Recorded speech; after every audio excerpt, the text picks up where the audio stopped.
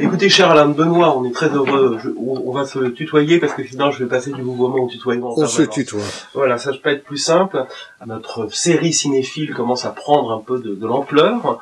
On est très heureux de te recevoir. D'habitude, quand on vient t'interroger, on t'interroge sur Carl Schmitt, sur Heidegger, sur la révolution conservatrice allemande, sur la critique de la valeur et du fistéchisme de la marchandise chez Marx ou Sorel. Cette fois, on va essayer de faire découvrir à nos auditeurs une facette peut-être un peu méconnue de ta personnalité, ta passion pour le cinéma. D'abord, je tiens à te dire que je suis très content de parler de ce sujet, qui est un sujet un peu marginal dans ma vie, mais qui est une grande passion. J'ai eu dans ma vie un certain nombre de grandes passions, et le cinéma, incontestablement, en est une. C'est si vrai qu'à un moment, j'avais envisagé de me tourner vers le cinéma, non pas comme acteur, mais comme réalisateur. Ça a été presque ma première vocation, et puis je n'ai pas donné suite, ayant été sollicité par d'autres tentations, disons. Alors, je trouve que c'est me faire beaucoup d'honneur de me faire passer après, je pense en particulier à notre ami Michel Marmin, je pourrais parler de Ludovic Monbreuil ou de Philippe Dugue ou de bien d'autres qui, en matière cinématographique, en savent certainement beaucoup plus que moi et ont peut-être d'ailleurs des goûts plus sûrs que les miens. Mais c'est vrai que je me considère quand même comme un cinéphile. Alors, cinéphile, qu'est-ce que ça veut dire? Lorsque j'étais très jeune, et certainement un peu moins tolérant que je ne le suis aujourd'hui, j'aurais dit qu'un cinéphile, c'est quelqu'un, quand il va au cinéma, qui ne se lève pas de son siège aussi longtemps que le générique de fin n'a pas fini de défiler sur l'écran. Et j'étais vraiment très intolérant. Les gens qui se levaient au cinéma alors que le générique de fin continuait, je ronchonnais, j'essayais de les empêcher de passer. Pour moi, c'était vraiment des nuls. On pourrait donner une autre définition assez simple. Quand on parle d'un film à quelqu'un, on s'expose à différentes questions. Question très commune, c'est oui, ça parle de quoi? Une autre question, c'est avec qui? Ben, un cinéphile, lui, il dit c'est de qui? Lorsque, pour en savoir plus sur un film, la première question qu'on pose, c'est de savoir qui l'a réalisé. Là, on est déjà plus dans le domaine de la cinéphilie que de savoir si c'est avec Brigitte Bardot. Je crois que j'avais écrit il y a quelques années qu'il y avait plusieurs manières de parler du cinéma. Il y avait le cinoche, le ciné, le cinéma et le cinématographe. Hein, le cinoche, c'est quand on va voir n'importe quoi. Le ciné, c'est quand on choisit un petit peu, mais essentiellement à cause des acteurs. Disons, le cinéma, bon, c'est ce que font la plupart des gens quand ils vont au cinéma, qu'ils choisissent un film. Et puis le cinématographe, c'est déjà un petit peu plus recherché. Cette expression de cinématographe, je crois que je l'ai vu employée au début, surtout par Michel Marmin, qui aimait beaucoup parler du cinématographe, en lui donnant son nom complet. Je pense être un cinéphile, un amateur éclairé, mais qui reste malgré tout un amateur. C'est pas parce que j'ai vu des milliers de films que pour autant je suis un spécialiste. Alors, ta question, premier souvenir. C'est assez amusant parce que le premier souvenir, c'était sans doute avant même d'être allé au cinéma. Je devais avoir 8 ans, enfin si, 8 ans, j'étais certainement allé, j'étais allé voir Bambi, je me souviens. Qui m'avait complètement traumatisé d'ailleurs. Mais j'avais adhéré, tout petit, à la Société protectrice des animaux. Et l'ASPA, pour les jeunes, les emmenait voir des choses. Hein. Ils nous avaient emmenés une fois visiter les locaux du journal La Croix pour voir comment on fabriquait un journal. Et puis une fois, ils nous avaient proposé une rencontre avec une jeune comédienne débutante. Hein, qu'elle allait nous parler du cinéma. Alors là, on était là où j'avais, 8-9 ans peut-être, hein, et je vois arriver une jeune starlette que j'ai trouvée d'une beauté absolument extraordinaire. J'ai été complètement statufié. Et c'était Marie-Josée Natt. Oui, hein, la petite Marie-Josée Natt, hein, qu'on allait retrouver quelques années plus tard dans Rue des Prairies de Denis de la Patelière avec Jean Gabin, hein, et qui depuis a épousé le cinéaste Michel Drac et a fait petite carrière cinématographique. Donc là, j'ai été complètement tétanisé. Ensuite, mes parents m'ont emmené au cinéma, bien entendu. C'était généralement des films, sinon édifiants, du moins les films où on emmène des garçons de 12 ans. Je me souviens de films qui ne devaient pas être des chefs-d'œuvre, comme Monsieur Vincent, comme La Tunique, Le Jugement des Flèches, Si tous les gars du monde, enfin des genres de choses de ce genre-là. Et ma grand-mère m'emmenait aussi dans un patronage dont elle s'occupait plus ou moins, qui était abrité dans les locaux des orphelins apprentis d'Auteuil. Et c'est là que j'ai vu un film qui m'avait tout à fait terrifié. Je devais avoir, dans les 12 ans, c'était La Guerre des mondes, qui était un film d'après le livre de Wells, et qui vraiment, ça a éveillé chez moi un goût pour le cinéma. Et puis ensuite, évidemment, je suis allé par moi-même au cinéma. C'était le tout début des années 60. Tout début des années 60, j'avais 17 ans, 17, 18 ans. Donc cet âge-là coïncidait un peu avec les tout débuts de la nouvelle vague, les premiers films de Truffaut, les Mistons, les premiers films de Gérard Blin, de Godard, les films de Marcel Camus, le premier film de René, etc., etc. Qu'est-ce qui guide ton goût à l'époque? Est-ce que ce sont des articles? Alors, à l'époque, ce qui guide mon goût, le goût n'est pas encore très éduqué, je vois un petit peu tout. Ça me travaillait vraiment beaucoup. Je me souviens qu'en classe de philo, ça devait être en 1960, j'avais rédigé une copie de 60 ou 70 pages sur le Testament d'Orphée de Jean Cocteau, qui m'avait terriblement impressionné, et puis qui m'avait suscité toute une série de réflexions dans un gros texte qui est perdu d'ailleurs aujourd'hui, c'est dommage. Quelque chose qui pour moi a été un grand tournant, c'est le moment où j'ai commencé à fréquenter la Cinémathèque. La Cinémathèque qui était à ce moment-là rue d'Ulm, donc à côté de Normale Supérieure, par parenthèse, juste à côté de la rue Rateau où habitait Maurice Bardèche, et également à côté de la faculté de droit où je faisais mes études. Et lorsque j'ai découvert, je ne sais plus d'ailleurs dans quelles circonstances, la Cinémathèque, j'ai été vraiment dans un enchantement permanent, et pendant 3 ans, je crois, quasiment tous les jours, j'allais aux 3 séances. Il y avait 3 séances à la Cinémathèque, 6h30, 8h30, 10h30, on pouvait acheter les 3 tickets d'un coup, et dans cette salle qui était encore un peu artisanale, si j'ose dire, c'était une petite salle avec des gens qu'on retrouvait régulièrement, qui étaient tous des passionnés. Je pense d'ailleurs qu'à cette époque-là, il y avait Michel Marmin qui était là, mais évidemment, nous ne nous connaissions pas. Tout le monde essayait d'aller au premier rang pour être complètement immergé, et la règle, évidemment, c'était, enfin moi je le ressentais comme ça, c'était de rentrer dans les films en étant dans le film. On n'était plus dans la salle, on aurait pu, quelqu'un à côté de moi aurait pu faire un malaise, je crois que je m'en serais pas du tout aperçu. On était vraiment dans le film, et puis à la fin on sortait en bas à droite de l'écran pour se frayer un chemin dans un vieux couloir poussiéreux encombré de livres.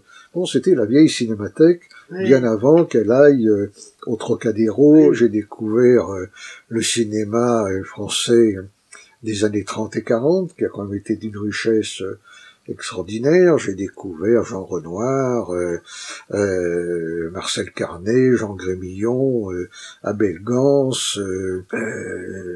Becker,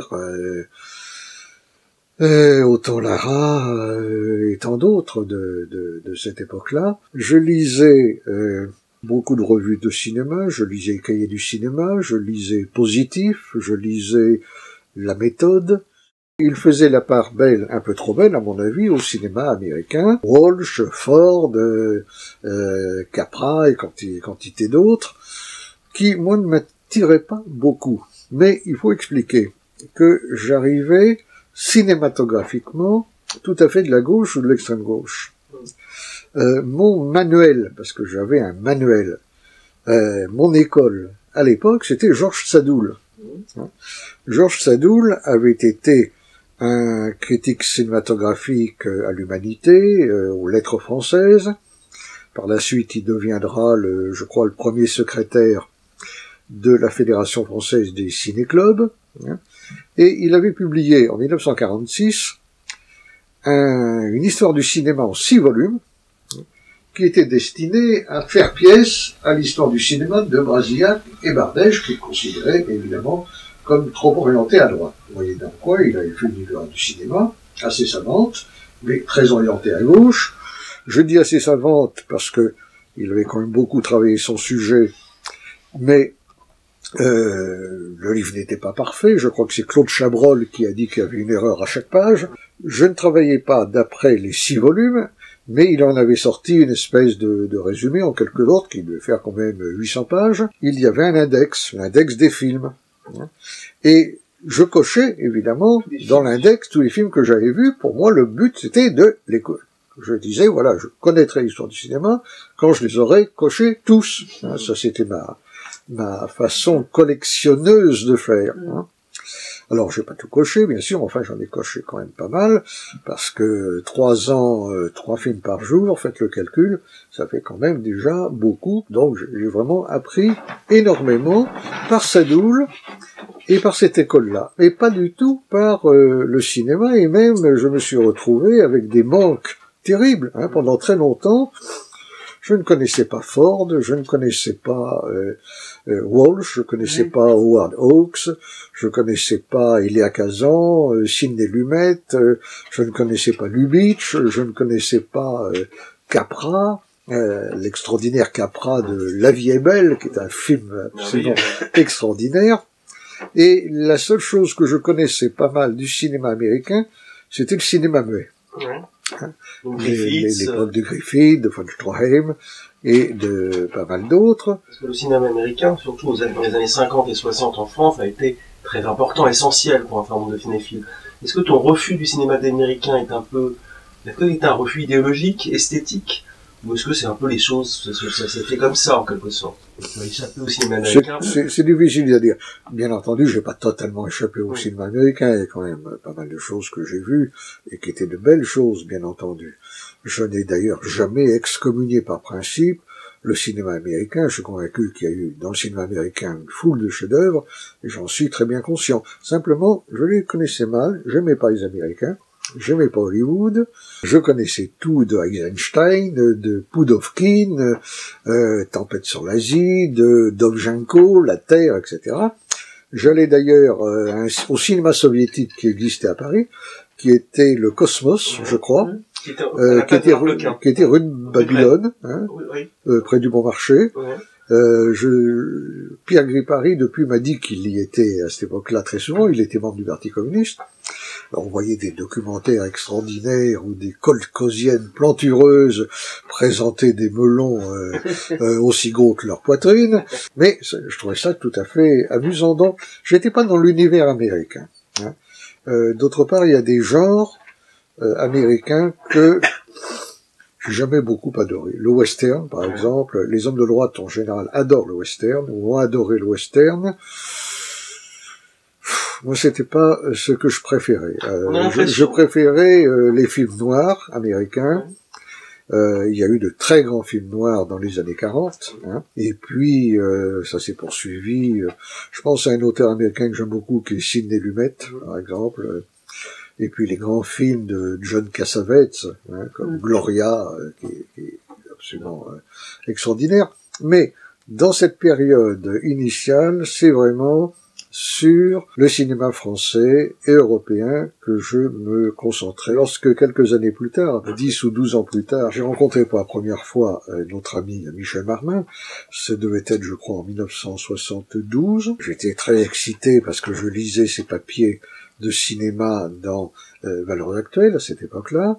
Je savais qu'il avait travaillé au service de la recherche de Pierre Schaeffer, qu'il avait lui-même fréquenté assidûment la Cinémathèque, donc je connaissais personne qui avait été dans ce cas-là dans nos milieux, donc on a été très ravis. En même temps, on avait reçu qu'on avait suivi des cheminements tout à fait différents. À un moment, Michel, bien sûr, me dit alors quels sont les cinéastes que vous aimez le plus, et je lui dis Ingmar Bergman, Robert Bresson, et je vois que là il me dit Oui, bon... Bresson, il a changé depuis. Moi, c'est plutôt Walsh, bon, Michel, je le dis avec d'autant plus le sourire que Michel a, tout en étant resté fidèle à l'esprit macmahonien, a mis beaucoup d'eau dans son vin, et je dirais d'ailleurs d'une manière générale que s'il est bon de passer par une école pour aborder le cinéma, il faut aussi en sortir, parce que jeter, excommunier un film au motif qu'il n'est pas dans le bon courant, c'est un peu idiot. Donc on est tous revenus de nos préjugés. Moi je trouve ça épatant, les effets spéciaux, je trouve ça très amusant. C'est formidable maintenant, on fait des effets spéciaux incroyables, mais c'est pas du cinéma. Hein. Si on prend des films comme, je sais pas, la série Jurassic Park, mal nommée d'ailleurs, parce que tout ça se passe au Crétacé et pas au Jurassique, mais mettons ça de côté, je trouve ça épatant de voir des dinosaures qu'on pourrait caresser, là, qui courent dans tous les sens, mais vous enlevez les dinosaures, qu'est-ce qu'il reste? Rien. Il reste rien, c'est pas du cinéma. Hein. Ce n'est pas du cinéma, c'est des petites choses amusantes, et les effets spéciaux qui évidemment sont incomparables par rapport à ce que je voyais dans les films science-fiction des années 60, quand on compare avec Planète Interdite ou autre, ça enferme le cinéma américain, et le cinéma américain est quand même en baisse assez nette, malgré quelques belles exceptions, parce qu'il est enfermé entre les effets spéciaux, le politiquement correct, et les stéréotypes, c'est-à-dire c'est le cinéma le plus stéréotypé qui soit. Je dirais que le cinéma pour moi s'est imposé très vite, je dirais un peu comme le grand art de la première partie du XXe siècle. Je voyais rien qui puisse être au-dessus. Ce que je trouvais dans le cinéma, personnellement, indépendamment de la qualité même des films, c'est d'abord le dépaysement. C'est de sortir d'un monde, d'une époque, que je n'aimais finalement pas tellement.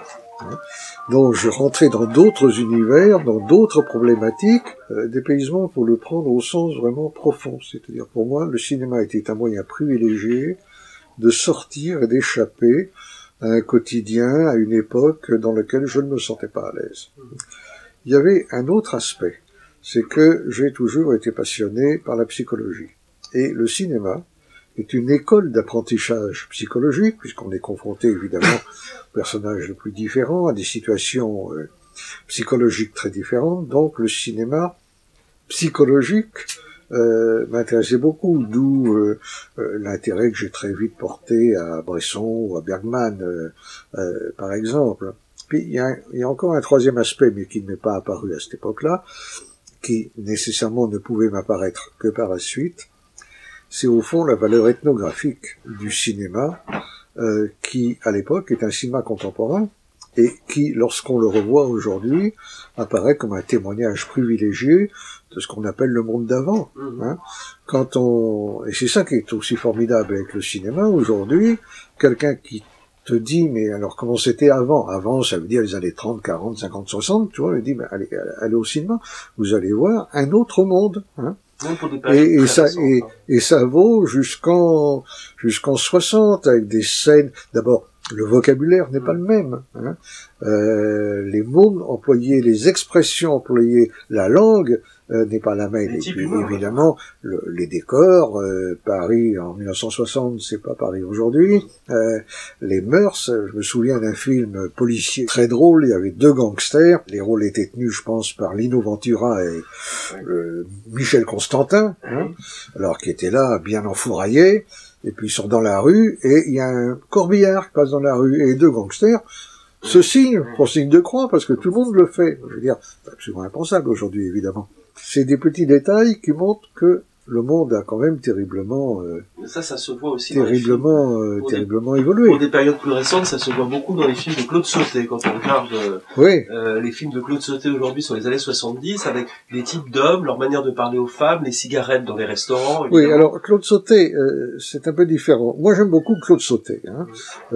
Tous mes amis n'aiment pas Claude Sautet, qui a un peu la réputation d'être un cinéaste de la bourgeoisie. Hein. Mais il n'empêche que Claude Sautet, dans des films comme Max et les Ferrailleurs, par exemple, a un talent de représentation et un sens du récit en plus. Moi, j'aime beaucoup Claude Sautet. Alors, je le mets pas tout à fait au niveau d'un Alain Corneau, par exemple. Hein.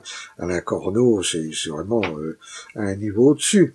Mais Sautet, c'est pas mal. Et de manière générale, il y a des cinéastes qu'on a surévalués et des cinéastes qu'on a sous-évalués. Par exemple, Costa Gavras, hein, les films politiques de Costa Gavras, je trouve qu'ils sont très très mal vieillis et que le Costa Gavras de cette époque est très inférieur au premier film d'Yves Boisset, hein, à l'époque de La Femme flic, avec Miu Miu, et ça a beaucoup mieux vieilli que les films de Costa Gavras. Ça me fait penser au rapport entre le politique et le cinéma, parce que le moment où tu découvres le cinéma, c'est un moment qui est pour toi aussi un moment d'engagement politique très fort. Oui. J'ai l'impression que il n'y a pas d'influence de ton engagement politique sur le regard que tu peux porter à l'époque sur le cinéma. Non, pas du tout. Je dichotomise totalement. Alors je vais sans doute, comme beaucoup d'amis, écraser une larme en voyant la 317e section de Schoendorfer. Mais là, mon côté droite-gauche, disons, ou gauche-droite, joue à plein. J'adore les films soviétiques. Je ne fais pas du tout intervenir un jugement politique, même si je ne suis pas dupe. Je vois bien dans quel courant ça s'inscrit. Mais pour moi, le cinéma, c'est vraiment une valeur en soi. Mais pour toi, il n'y a pas de cinéma de gauche et de cinéma de droite? Vous aviez fait dans Éléments, il y a une dizaine d'années, je crois, ou il y a une vingtaine d'années plutôt, un jeu d'effets de famille en quelque sorte, avec notamment les goûts en matière de cinéma des gens de droite. C'était les droites, il n'y avait pas de comparaison avec les gauches. Oui, bien sûr qu'un cinéma de gauche, sans doute plus représenté que le cinéma de droite, parce que quand on cherche le cinéma de droite, oui, il y a toujours des choses ici ou là, et on pourrait faire une liste, mais d'abord c'est pas les meilleurs, bien souvent. Je parlais d'Yves Boisset, Dupont-la-Joie est un film de gauche, bon, et de surcroît c'est un film de propagande, un film très bien fait d'ailleurs, très très bien fait, mais qui est tout autant un film de propagande que Potemkin ou le Triomphe de la volonté, hein, à sa mesure. Je ne compare pas les auteurs. J'allais pas au cinéma pour chercher des films de droite. Hein. Et d'ailleurs, à mon avis, les meilleurs films sont souvent des films qui n'ont pas une coloration politique très intense, mais qui ont une vérité humaine particulièrement forte. Hein. Maintenant, oui, les films de gauche, si on prend la règle du jeu de Renoir, hein, on voit bien la trame de la lutte des classes, et c'est un film absolument sublime. Et puis beaucoup d'autres, la Marseillaise de Renoir, le J'accuse d'Abel Gans, qui est un film tout à fait un peu baroque à la fin, mais complètement extraordinaire. Il y a des thèmes qui ont presque disparu. Moi, j'ai beaucoup aimé dans les années 70, le cinéma français des années 70, où il y avait foule de films, qui sans être des chefs-d'œuvre étaient des films de très bonne qualité, sur le thème de l'imbrication des scandales, de la politique et de l'argent, hein, qui ont disparu complètement. Je pense notamment à 1000 milliards de dollars, j'imagine. Hein 1000 milliards de dollars. Oui, par exemple, et là aussi, on retrouve quelqu'un comme Henri Verneuil, qui est pas un aigle, mais qui a quand même fait des choses intéressantes. Ce genre-là a pratiquement disparu au profit d'un cinéma de type nombriliste et misérabiliste, victimologique, je dirais, qu'on ne trouve plus du tout. Regardez, pourtant, il y a des affaires qui s'y prêteraient. Regarde l'affaire Boulin, par exemple. Il y avait de quoi faire un film mêlant l'argent, le politique et tout ça. Bon, il y a eu des documentaires, mais il n'y a jamais eu un grand film sur l'affaire Boulin. Même les polars ont changé de style aujourd'hui. Hein. Il y avait quand même un ou deux films comme Adieu poulet, hein, qui est un très bon film, même à la rigueur Les Seins de glace avec Delon et Mireille d'Arc, qui n'est pas mal. Mais Adieu poulet est un formidable film. Hein. Ouais. On va parler de Mort d'un pourri aussi. Alors, il y a Mort d'un pourri, c'est la même chose, et tous ces films de cette époque. Hein. Ça a disparu. Hein. Ça a disparu.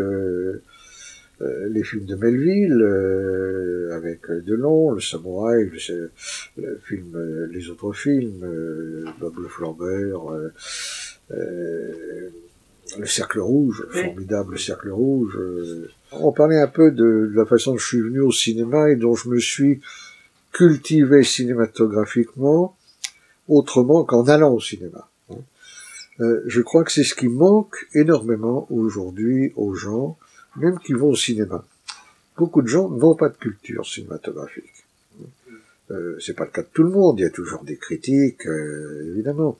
Mais je crois même qu'il y a pas mal d'acteurs de cinéma aujourd'hui qui ne connaissent pas l'histoire du cinéma, voire quelques réalisateurs qui ne la connaissent pas énormément.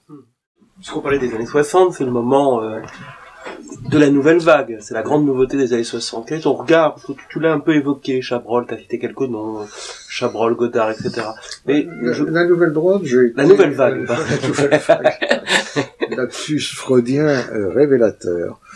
La nouvelle vague, oui, bien sûr, j'ai marché, un peu comme tout le monde. Hein. Simplement, d'abord, j'ai vu à quel point elle n'était pas quand même très unifiée. Truffaut, Chabrol, Malle, René, Godard, Rivette et d'autres, c'était pas le même cinéma. Deuxièmement, je pense que certains auteurs de la nouvelle vague ont été gonflés un peu artificiellement. Je pense que Truffaut, par exemple, qui est un bon auteur, évidemment, hein, mais n'a pas tenu toutes les promesses qu'on aurait pu attendre de lui. Je préfère un auteur qui passe plus populaire et qui a aussi fait énormément de mauvais films. C'est Chabrol.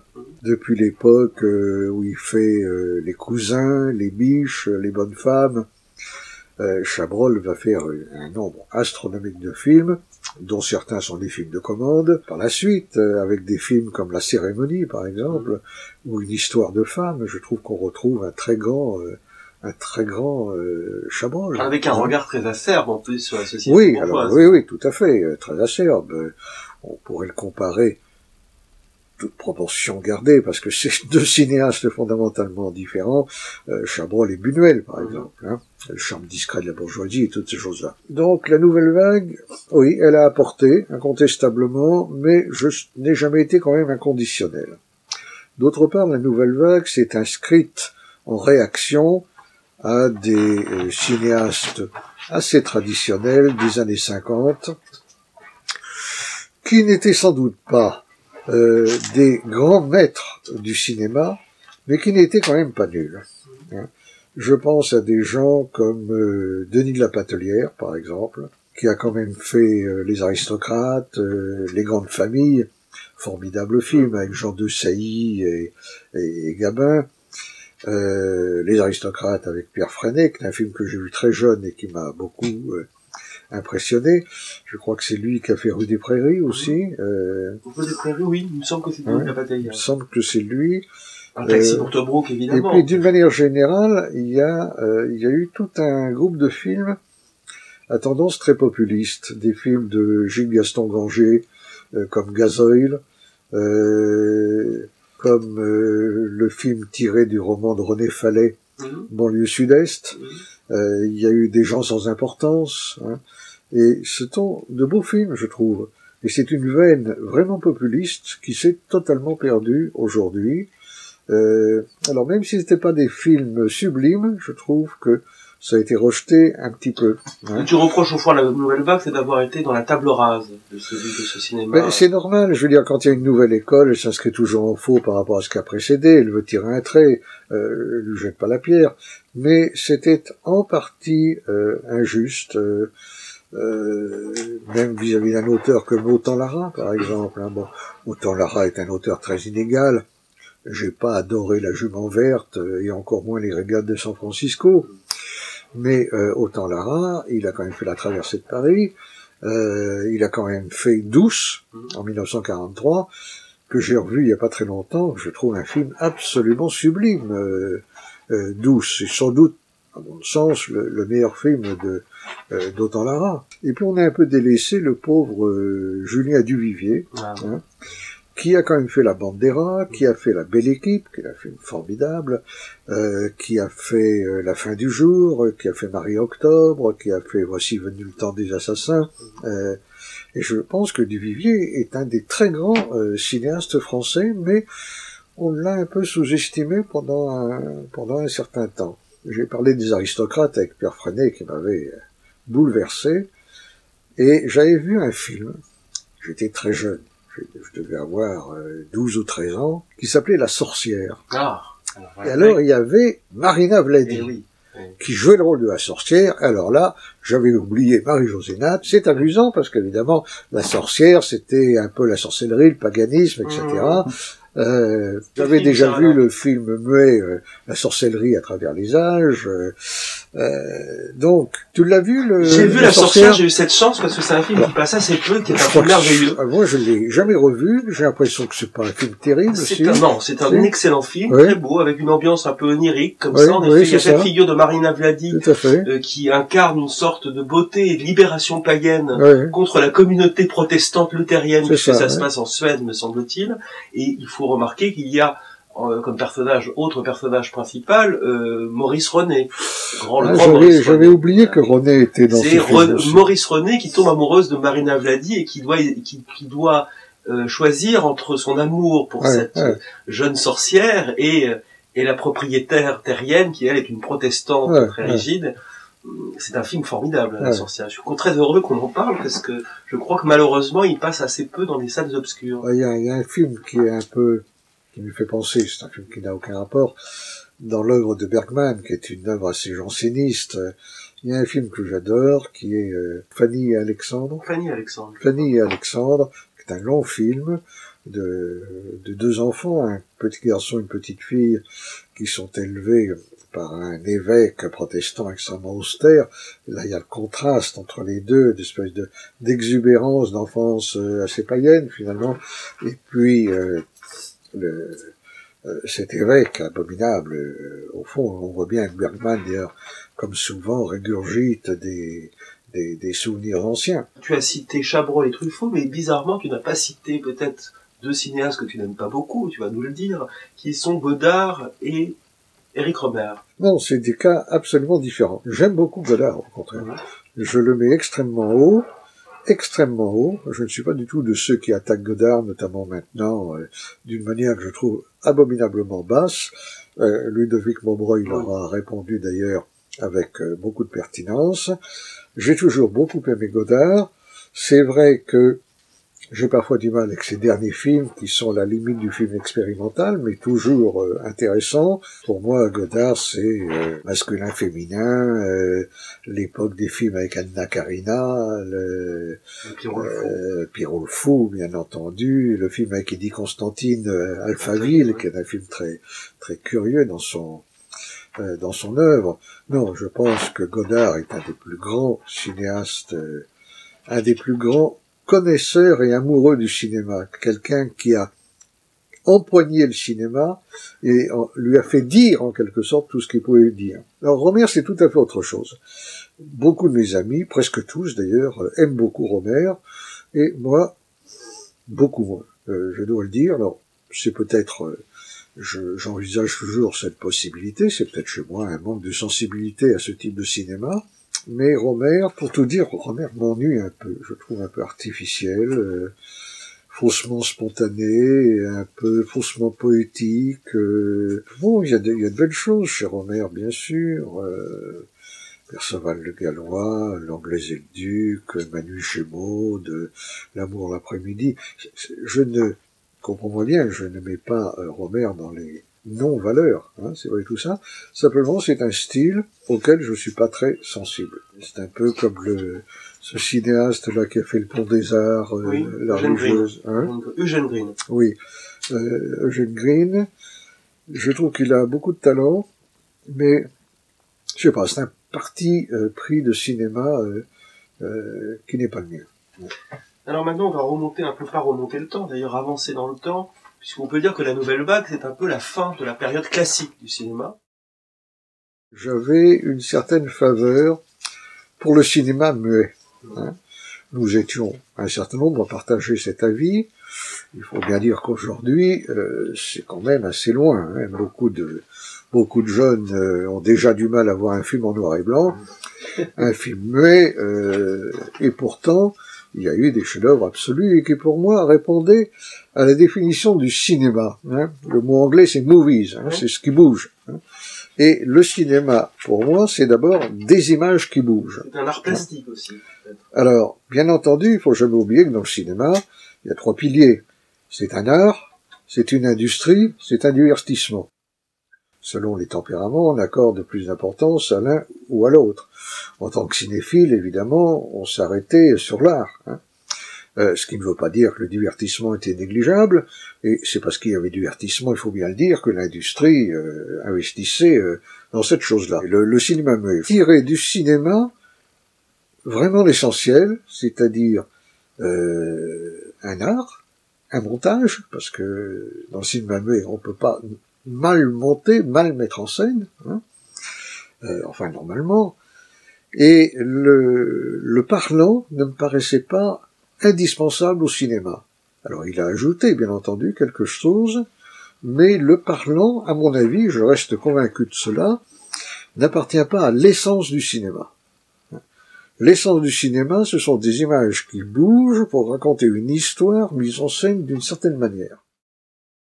Un volant très important de mes jeunes années cinématographiques, oui, c'est le cinéma fantastique. Ah oui, alors ça, en plus, on voulait t'en parler. Mais parce que j'ai eu très vite une attirance pour le cinéma marginal, d'une manière générale, et plus particulièrement pour le cinéma fantastique sous toutes ses formes, depuis le merveilleux jusqu'au film d'épouvante, au film d'horreur. Alors, pour bien comprendre ce que je vais dire, il faut se souvenir qu'au tout début des années 60, ceux qui s'intéressaient à ce genre étaient un peu une tribu au sens mafésolien du terme. C'est un peu d'ailleurs comme pour la bande dessinée, ça n'avait pas débordé de partout. C'est des gens qui se retrouvaient dans des librairies comme la librairie de science-fiction Atome, hein, ou la librairie Le Minotaure, hein, qui étaient des milieux vraiment fermés, car ça paraît drôle de le dire, mais il y avait très très peu de films de science-fiction, très peu de films de cinéma fantastique. Alors bien sûr, j'avais vu d'abord, pour rappeler que l'un des premiers films français, c'est Méliès, Le Voyage dans la Lune, évidemment. Hein. J'avais vu des films comme La Charrette fantôme de Victor Seuström, j'avais vu La sorcellerie à travers les âges, et puis j'avais découvert surtout tout le cinéma expressionniste allemand. Hein. Là, ces films formidables et qui m'ont terriblement marqué, L'étudiant de Prague, Le Golem, Cabinet du Dr Caligari, Métropolis, dans une large mesure, de Fritz Lang. Métropolis m'avait d'ailleurs tellement passionné parce que, à 16 ans, mon vœu le plus cher, c'était d'avoir ma cinémathèque. Je ne savais pas que ça serait possible avec les cassettes vidéo, puis avec les DVD. Donc, j'avais acheté un petit projecteur Super 8, hein, et il y avait quelques films qu'on voyait se procurer. Il y avait notamment Métropolis, que j'ai dû me passer 50 fois, en arrêtant pour noter les plans, les évolutions. J'avais une dévotion totale pour Métropolis. J'avais quand même vu, du côté américain, les films moins intéressants, mais qui avaient fait date, les films de Todd Browning, notamment son Frankenstein, les films, cet extraordinaire film Freaks, qui était une sorte de galerie des horreurs, enfin de monstres. Il y avait les films de James Whale, Frankenstein, il y avait les films de vampires avec Bela Lugosi. Il y avait un public très faible, très faible. Hein. Je me souviens qu'on se retrouvait une fois par mois dans une projection qui avait lieu à minuit au cinéma La Pagode, qui a dû disparaître, qui était là aussi près du Bon Marché. Et on retrouvait là tous les fanatiques, Jean-Claude Romer, Losfeld, la troublante Ornella Volta, spécialiste par ailleurs d'Eric Satie, pour voir des films qui ne passaient nulle part ailleurs. Et j'étais tellement passionné et motivé que je prenais très souvent le train pour Bruxelles ou le ferry pour Londres, uniquement pour aller voir un film qui passait là-bas dans ce domaine du fantastique. Et alors, là, il s'est passé quelque chose d'extraordinaire. Enfin, deux choses. La première, c'est l'apparition en Angleterre d'une nouvelle compagnie, la Hammer Film, qui est devenue une compagnie culte, en quelque sorte, avec un réalisateur qui s'appelait Terence Fisher, et qui a revisité en couleur tous les grands mythes du cinéma d'épouvante, c'est-à-dire Frankenstein, Dracula, La Momie, il a aussi tourné Le Chien de Baskerville, etc.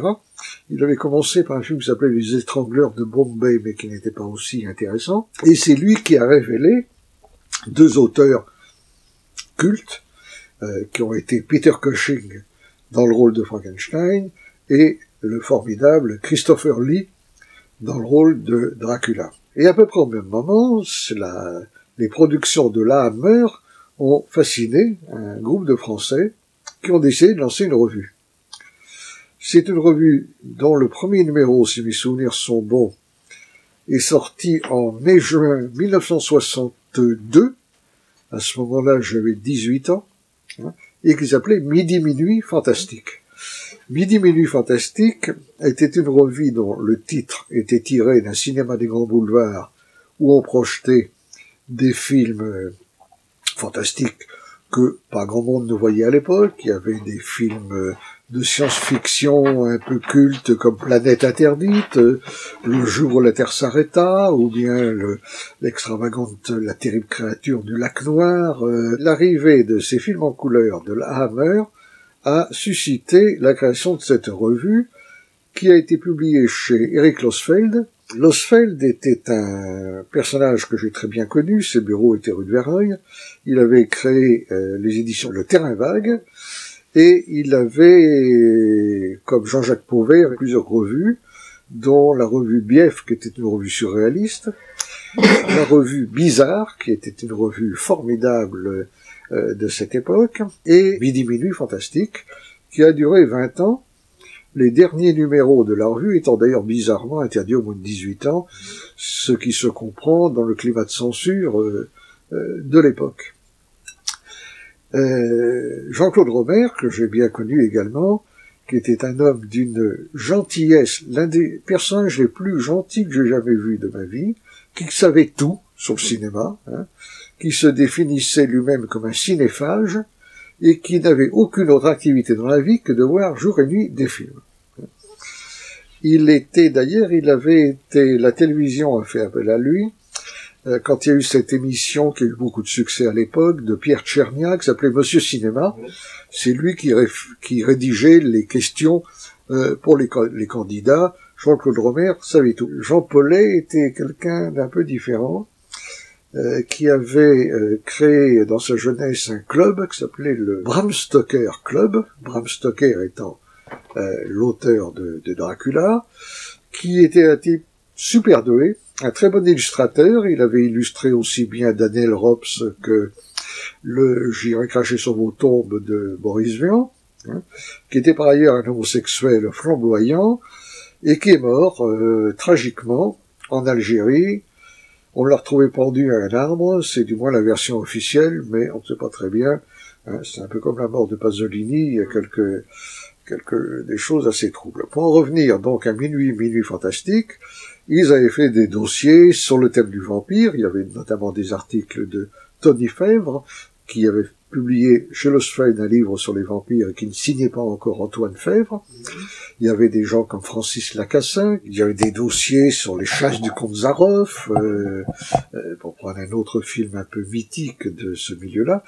Donc, aujourd'hui, ça paraît un peu dépassé, parce que des films fantastiques, des films de science-fiction, c'est comme les bandes dessinées, il y en a une avalanche, mais à l'époque, encore une fois, c'était un milieu assez fermé de complices. Dans le cinéma fantastique, on se permet de dire des choses sur la société qu'on ne peut pas dire dans le cinéma classique. Ça arrive, mais c'était pas toujours le cas. Alors après la vague anglaise, il y a eu la vague italienne avec des gens comme Riccardo Freda, comme Dario Argento plus tard.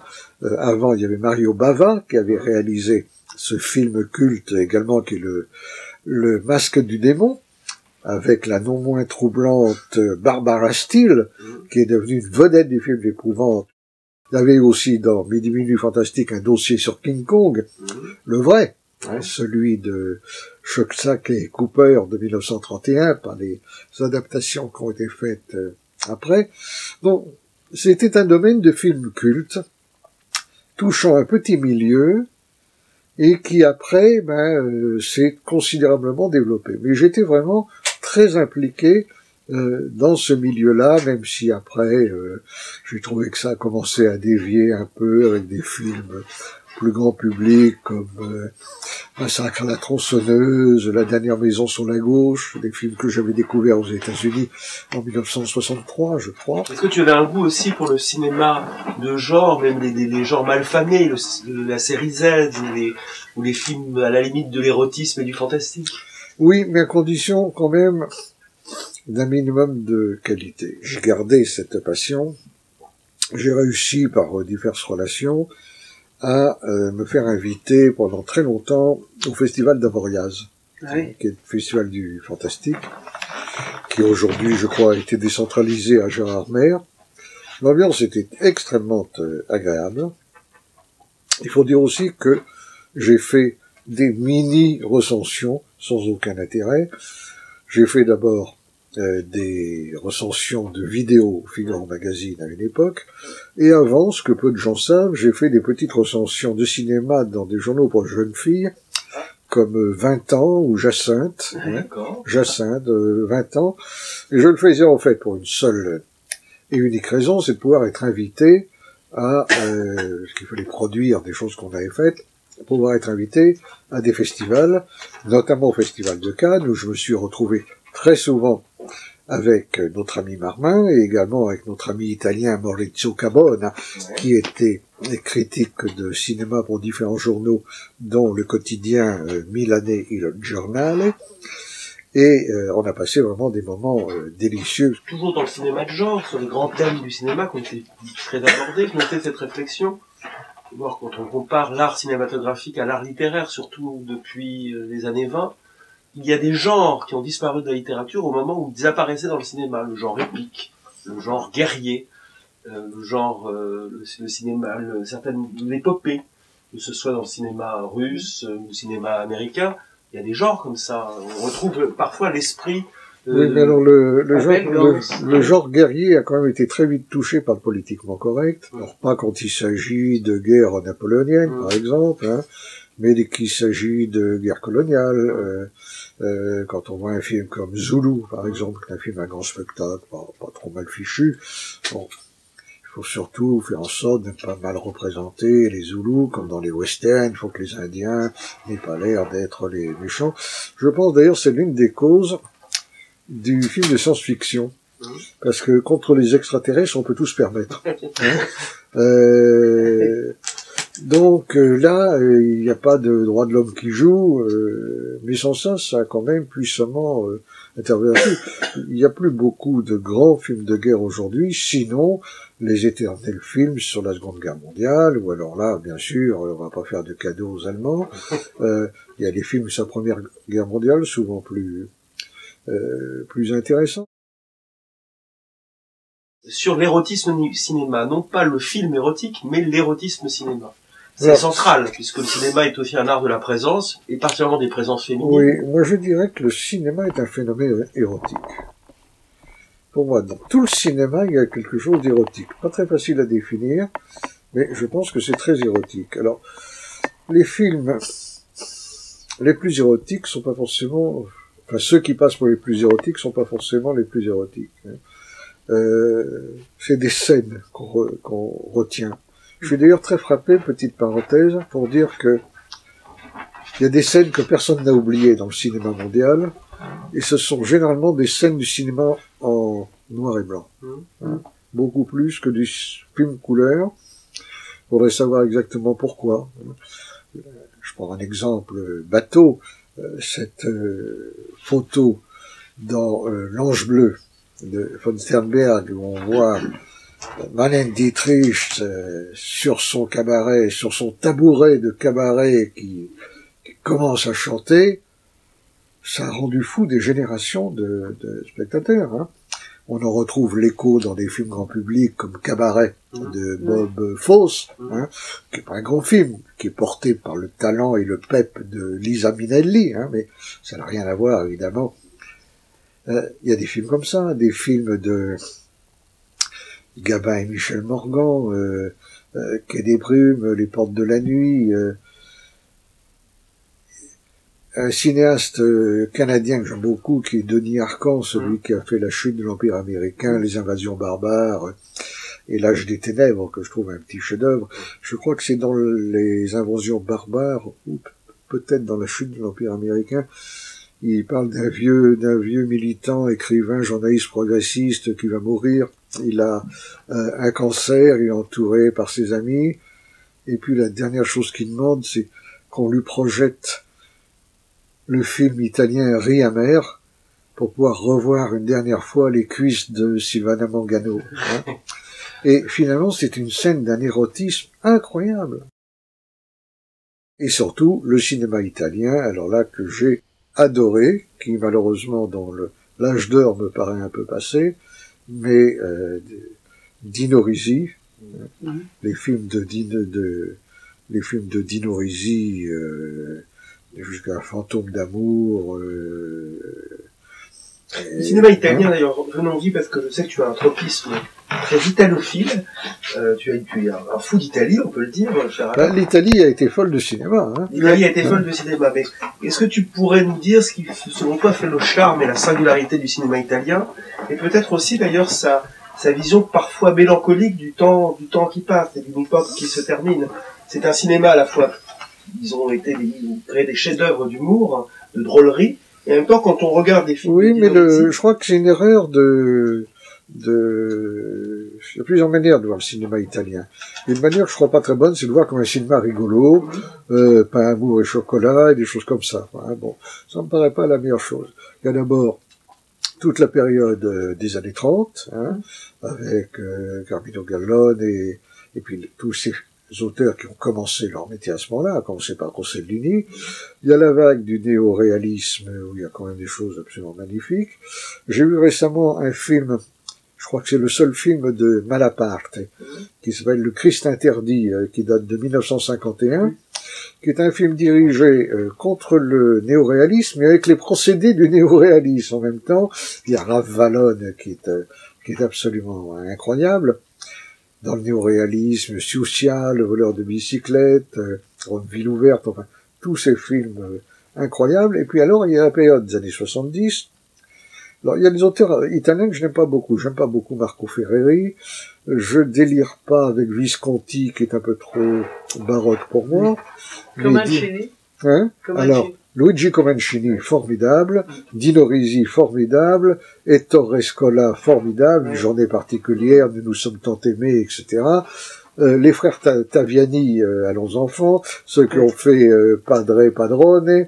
Francesco Rosi, Les hommes contre. Une époque vraiment d'or du cinéma italien.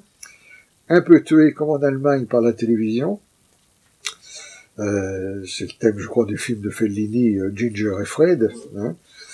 Et puis, bon, on voit réapparaître des films vraiment intéressants comme Le Marchand d'étoiles ou bien Romanzo Criminale, qui a donné lieu aussi à une série de très très bonne qualité. Une chose que j'ai beaucoup de mal à faire, contrairement à mon ami Marmin, c'est admirer toute l'œuvre d'un cinéaste. Je trouve qu'il n'y a pas de cinéastes qui n'ont fait que des chefs-d'œuvre, et il y en a beaucoup que je mets très haut, qui pourtant ont fait des choses que je trouve pas absolument géniales, ou que je trouve un peu surfait. Même quelqu'un comme Fellini, par exemple. Je sais pas, je revois pas ces films avec un immense plaisir. J'ai revu la Dolce Vita, je trouve ça un peu ennuyeux. Je trouve ça surfait, la Dolce Vita, par exemple. Bon, je me trompe peut-être. Non, c'est très bien de le dire. Parce que Amarcord. Amarcord, oui. Amarcord est un grand film. Amarcord est un grand film. Même Fellini Roma, ça fait trop anthologie. La Cité des femmes, on n'en sort plus. C'est un peu une maladie du cinéma français. Oui. D'accorder une importance très grande, parfois exagérée, au dialogue, au cinéma de boulevard et autres. Ce qui me frappe dans le cinéma italien, et ce qui contribue à la qualité du cinéma italien, outre des qualités intrinsèques de la mise en scène, c'est l'art qu'ont les Italiens d'utiliser non seulement les personnages secondaires, mais les paysages, les objets. Ça rentre dans le récit du film, c'est-à-dire que dans le cinéma italien, le paysage n'est jamais une sorte de cadre où s'agitent des personnages. Ça fait corps. C'est charnel. Hein, vous voyez ce que je veux dire? Et ça, c'est absolument formidable. C'est vraiment formidable. Il y a aussi les films nostalgiques, comme le cinéma Paradiso. Ah, oui. D'ailleurs, sur le cinéma, il y a des films qui aussi assez pasoliniens, dans le sens où je trouve qu'il y a un écho entre cinéma Paradiso et ce que peut écrire Pasolini sur la fin d'une certaine Italie dans les Gigantères. Oui. C'est-à-dire une Italie qui rentre dans l'ère de la consommation. On a toujours posé la question du classement des meilleurs films, etc. Dans les années 60, les deux films qui venaient toujours en tête, c'était Eisenstein, sans doute aussi pour des raisons politiques, et tout de suite après, c'était Citizen Kane d'Orson Welles. Oui, c'est vrai. Et je veux dire, j'ai beaucoup d'admiration pour Orson Welles, mais j'ai jamais été fanatique d'Orson Welles. Il m'a touché beaucoup moins que Kubrick, par exemple. Depuis le début, Kubrick, jusqu'au dernier, Eyes Wide Shut, je trouve que c'est une métaphore sur la société dans laquelle nous vivons, qui est extraordinaire, extraordinaire. J'ai revu Barry Lyndon il n'y a pas longtemps, c'est un film formidable, Bon, il fait penser un peu au duelliste de Ridley Scott. Ridley Scott n'est pas du tout un mauvais réalisateur, hein, puis il a fait plein d'autres choses passionnantes. Hein. Abel Ferrara aussi. Oui, Abel Ferrara. Alors Abel Ferrara, c'est une sorte de chrétien torturé. Ouais. Plus chrétien, à mon avis, que quelqu'un que les chrétiens considèrent comme un cinéaste chrétien, qui est Malik. Hein. Or, Malik, que je trouve parfois un peu soporifique, est en fait un cinéma totalement panthéiste. On le voit de plus en plus nettement dans ses derniers films, L'Arbre de Vie, et des choses comme ça. Hein. C'est pas un mauvais cinéaste, d'ailleurs. La moisson, c'est... La moisson de feu. Oui, la moisson de feu, oui, aussi. Hein. Il y a des centaines de films que j'ai aimés, parfois vraiment beaucoup aimés. Les classer, alors qu'ils appartiennent à des genres si différents, c'est quand même extrêmement casse-gueule. Hein. Je n'arrive pas à me restreindre à 4. Oui.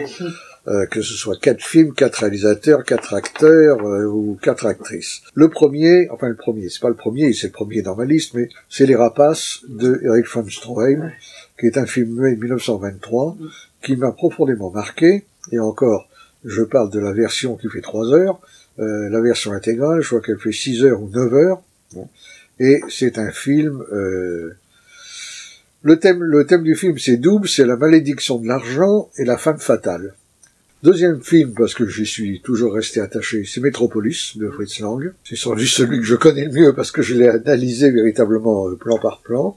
Il y a L'Ange Bleu, qui est un film que j'adore, et pas à cause de Marlène Dietrich, d'ailleurs, bien qu'elle est extraordinaire dans ce film, mais aussi de l'autre, du vieux professeur, Emile Jannings, qui est absolument bouleversant dans cette affaire. On retrouve d'ailleurs la thématique de la femme fatale.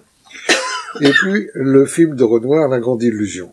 Alors, je sais bien que La Règle du jeu de Renoir est sans doute un plus grand film que La Grande Illusion, un film plus travaillé, plus intelligent, mais La Grande Illusion est un film que j'adore pour des raisons personnelles.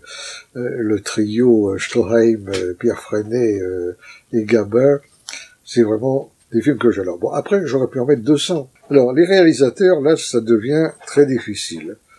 Dans la période ancienne, Je vais quand même tenter de mettre Eisenstein. Difficile de passer à côté. Murnau. Parce que l'aurore de Murnau, c'est quand même un film exceptionnel, exceptionnel. Il y a mon cher Ingmar Bergman, dont j'aime à peu près tout, là. Même les films un peu bavards, du type Cris et chuchotements, mais les premiers, Jeux d'été, Les fraises sauvages, Le septième saut, évidemment, et puis jusqu'à des choses plus récentes comme Sonate d'automne. Je trouve que c'est vraiment c'est du très très grand cinéma. Et Fritz Lang, bah oui, bien sûr, même si j'ai quand même toujours préféré la période allemande à la période américaine, hein, c'est comme un peu Hitchcock, je préfère l'époque des 39 marches et de Jeune et l'innocent à la période où il se pastiche un peu lui-même dans certaines choses, encore que Vertigo est un très grand film. Je mets Melville dans les meilleurs réalisateurs, parce que Le Cercle Rouge, L'Armée des Ombres, Le Doulos, Le Deuxième Souffle, c'est quand même des films extraordinaires. J'ai Robert Bresson, je peux pas citer l'auteur du journal d'un curé de campagne, de Mouchette, Au hasard Balthazar. J'aimerais bien citer Mankiewicz, parce que entre La Comtesse aux pieds nus et Le Limier, bon, qui repose tout sur le jeu de Michael Caine et Laurence Olivier, et dans une certaine mesure Woody Allen, parce que je trouve qu'il y a de très très beaux films de Woody Allen. Il y a des auteurs dont on parle assez peu et que je mets assez haut, comme Michel Dréville, par exemple, qui a fait Péril en la demeure, Dossier 51, La maladie de Saxe, que je trouve de bons films. Mocky, par exemple, qui est un bon cinéaste, mais je trouve affreusement inégal.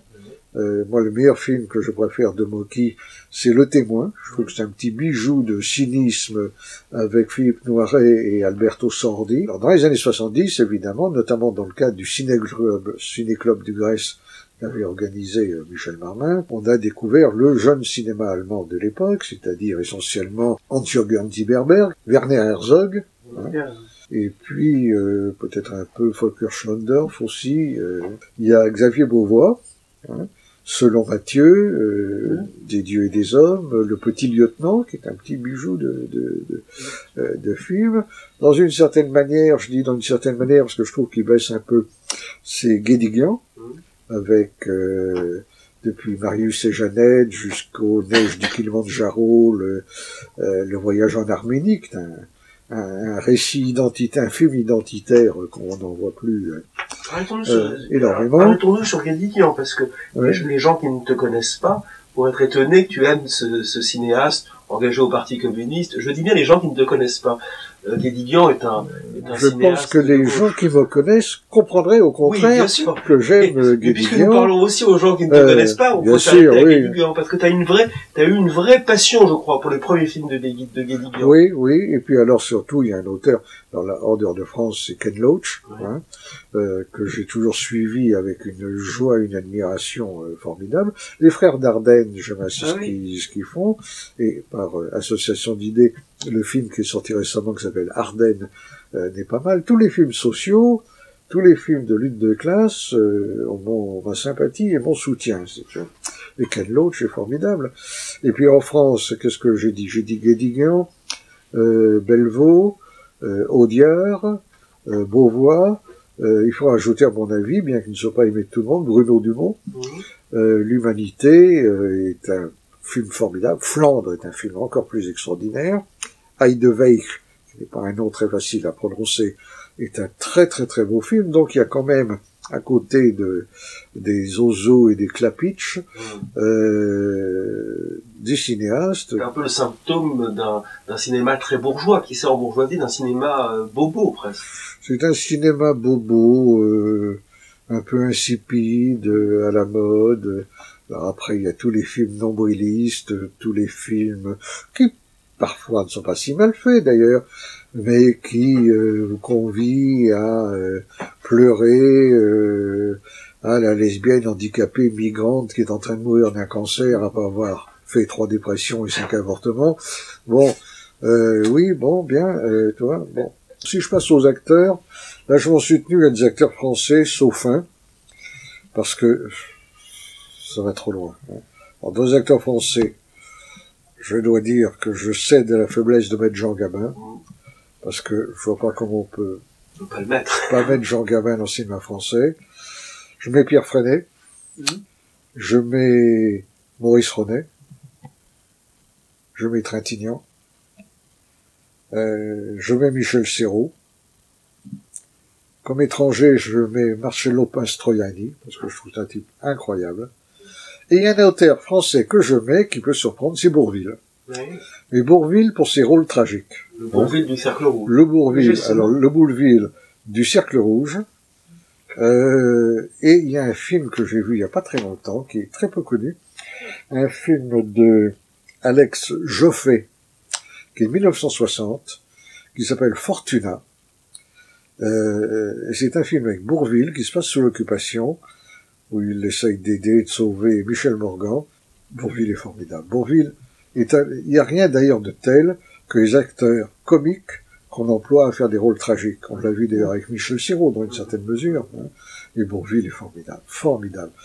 Dans le Cercle Rouge, il est incroyable. Les actrices, c'est un peu plus compliqué parce que, bon, d'abord il y a les... Qu'est-ce que c'est qu'une grande actrice? Moi, je suis pas sûr qu'il y a des grandes actrices comme il y a des grands acteurs. Je m'avance prudemment là-dedans. Hein. Bon, il y a d'abord les actrices qu'on aime voir, parce qu'on les trouve plaisantes, qu'elles jouent bien. Moi, mon type d'actrice, c'est plutôt un petit format du genre Audrey Hepburn, Mia Farrow, Geraldine Chaplin, à la limite Isabelle Adjani ou Sigourney Weaver. Hein. Mais je dirais pas que c'est les plus grandes actrices. Alors, dans les grandes actrices, il y en a une, je reviens au cinéma muet, où là je suis inconditionnel, c'est Lilliane Gish, qu'on voit dans les films de Griffith, c'est-à-dire non seulement dans Intolérance et dans Naissance d'une nation, mais également dans Le Lys brisé, où elle est absolument formidable. On la retrouve d'ailleurs tardivement dans La Nuit du chasseur de l'automne. Et on la retrouve aussi dans Belle au soleil. Voilà. Et elle a été quand même la grande actrice du film muet américain avec Mary Pickford et Gloria Swanson. Je mets quand même Romy Schneider. Je préfère 1000 fois la Romy Schneider de Fantôme d'amour de Rizzi plutôt que les petits Sissi de ses débuts. Hein, ou même dans Le Vieux Fusil avec Philippe Noiret, elle a pris une dimension, Romy Schneider, vraiment émouvante. Hein. Et pour moi, une bonne actrice, c'est d'abord une actrice émouvante. Hein. Et une actrice qui est pas mauvaise, c'est Simone Signoret. Et oui, non, mais je l'aime pas beaucoup. Hein. Mais depuis Casque d'Or jusqu'à un film comme La Veuve Coudert avec Alain Delon, elle est quand même très bonne. Hein. Elle est bonne au début et à la fin, pas tellement au milieu. Le chat avec... le chat avec Gabin, oui, le face-à-face terrible avec Gabin. Pour aller encore dans le sens un peu de la provocation par rapport à nos amis. Nos amis adorent les tontons flingueurs. Et moi, pas du tout. Alors Michel Marmin partage cette opinion. Mais il a parfaitement raison, c'est un film extrêmement médiocre. Pourquoi est-ce que ça plaît? Parce qu'il y a les dialogues d'Audiard. Hein, bon. C'est ça. Or, je suis parfaitement capable d'apprécier les dialogues d'Audiard comme j'apprécie les dialogues des Prévert ou de Henri Janson ou de bien d'autres. Hein. J'aime beaucoup Audiard. Mais le cinéma, c'est pas des dialogues. Ce n'est pas un film ne peut pas valoir uniquement par ses dialogues. Hein. Ou alors, on tombe dans un genre que je n'aime pas tellement, qui est le théâtre filmé.